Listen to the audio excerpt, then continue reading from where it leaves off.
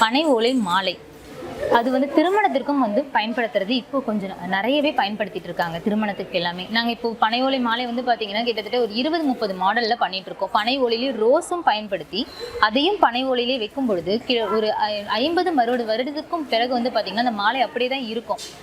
பராமரிப்பு இல்லாமல் போய்க்கும்போது தான் அந்த மாலையோட ஃபேட் வந்து குறையுமே தவிர, திருமணம் ஆனதுல இருந்து இப்போ வரைக்கும் பயன்படுத்தக்கூடிய மாலையை எங்களுக்கு நிறைய கஸ்டமர்ஸே வந்து அது ஃபோட்டோ எடுத்தோ அதை பற்றி எங்ககிட்ட இப்போ வரைக்குமே ரொம்ப திருப்திகரமாக சொல்லியிருக்கிற கஸ்டமர்ஸும் நிறைய பேர் உண்டு. 4 வருடத்திற்கு முன்னாடி திருமணம் ஆனவங்க கூட இப்போவும் அந்த மாலைகளை காமிச்சு நம்ம கிட்ட பேசுகிறாங்க. இது வந்து பார்த்திங்கன்னா திருமண மாலையில் ஒரு சிம்பிளான மாலை தான். முழுக்கவே ஒயிட். இது குருத்தோலையில் செய்யக்கூடிய மாலை. இதில் சாரல் ஓலையோ முத்துன ஓலையோ எதுவுமே கிடையாது. இது சிம்பிளான மாடல்னு சொல்லலாம். இதுலேயே வந்து பார்த்திங்கன்னா வெறும் கலர் ஓலைகள் மட்டுமே இல்லாமல் பனை ஓலையில் நம்ம ரோஸும் செஞ்சு அதை அதுக்கேற்ற மாதிரி பண்ணும் பொழுது இதை வந்து இன்னும் நம்ம வந்து விலை உயர்ந்ததாக பண்ணுறோம். அப்போது இது வந்து பார்க்குறதுக்கு சாதாரணமாக இருந்தாலுமே இதை பயன்படுத்தும் பொழுது இதற்குன்னு இருக்கிற தனித்துவம் வந்து அந்த மாலையில் கண்டிப்பாக தெரியும்.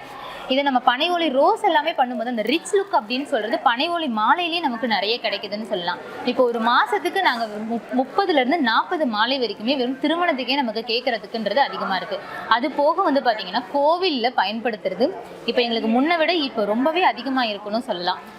அம்மன் சேலைக்கு ஏற்ற மாதிரியே நம்மக்கிட்ட கலரில் ஆர்டர் கொடுத்தும் செய்கிறாங்க. பனை ஓலை மாலையை வந்து கோவிலுக்கு பயன்படுத்துவாங்களான்ற ஒரு கேள்வி எங்களுக்கு இருந்தது. ஆனால் கிராமங்களில் இருக்கிற மக்களே இதை வந்து முன்னெடுத்து இது ரொம்ப நல்லா இருக்குது, இதை நம்ம பண்ணனா ரொம்ப நல்லா இருக்கும்ன்ற மாதிரி அவங்களே நிறைய கலர் எல்லாமே நமக்கு ஆர்டர் கொடுத்தும் வாங்கியிருக்காங்க. இப்போ வரைக்கும் பார்த்தீங்கன்னா ஒரு மாலை வாங்கி அது 2-3 தடவை போட்டு அதை புகைப்படமும் எடுத்து எங்கள் நிறுவனத்துக்கு அனுப்பிச்சிருக்காங்க.